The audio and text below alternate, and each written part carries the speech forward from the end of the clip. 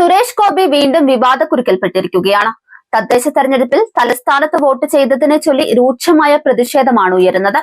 ലോക്സഭാ തെരഞ്ഞെടുപ്പിൽ തൃശൂർ ടൗണിനടുത്ത നെട്ടിശ്ശേരിയിൽ വോട്ട് ചെയ്ത സുരേഷ് ഗോപി ഇപ്പോൾ തിരുവനന്തപുരം ശാസ്തമംഗലത്ത് വോട്ട് ചെയ്തത് എങ്ങനെയെന്ന് തെരഞ്ഞെടുപ്പ് കമ്മീഷൻ വിശദീകരിക്കണമെന്നാവശ്യപ്പെട്ട് CPI നേതാവ് VS സുനിൽകുമാർ രംഗത്ത് വന്നിരുന്നു.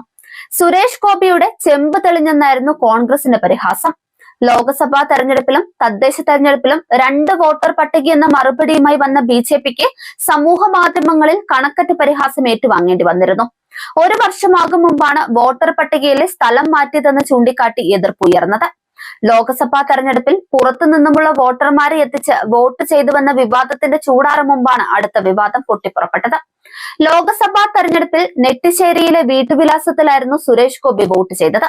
2 സ്ഥലങ്ങളിലും വോട്ട് നിലനിർത്തുന്ന സുരേഷ് ഗോപിക്കെതിരെ നിയമ നടപടി സ്വീകരിക്കുമെന്ന് സുനിൽകുമാർ വ്യക്തമാക്കി. ധാർമ്മികതയുണ്ടെങ്കിൽ സുരേഷ് ഗോപി രാജിവെച്ചൊഴിയണമെന്ന് DCC പ്രസിഡന്റ് ജോസഫ് ഡാജറ്റ് ആവശ്യപ്പെട്ടു.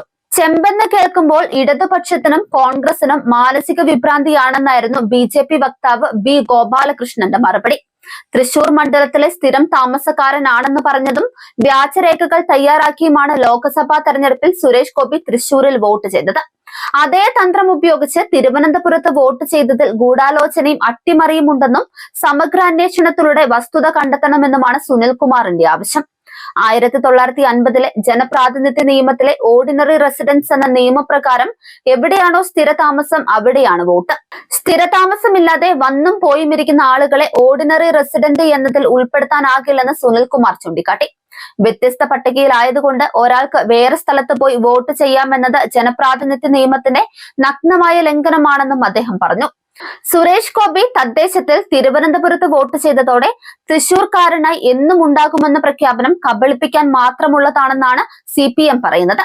സ്ഥിരതയില്ലാത്ത നിലപാടുകളാണ് സുരേഷ് ഗോപിയുടേതെന്നും MP എന്ന നിലയിൽ തികഞ്ഞ പരാജയമാണെന്നും 1.5 വർഷമായി തൃശൂർ ജില്ലയ്ക്കായി യാതൊന്നും ചെയ്തിട്ടില്ലെന്നും ജില്ലാ സെക്രട്ടറി KV അബ്ദുൽ ഖാദറും പറയുന്നുണ്ട്.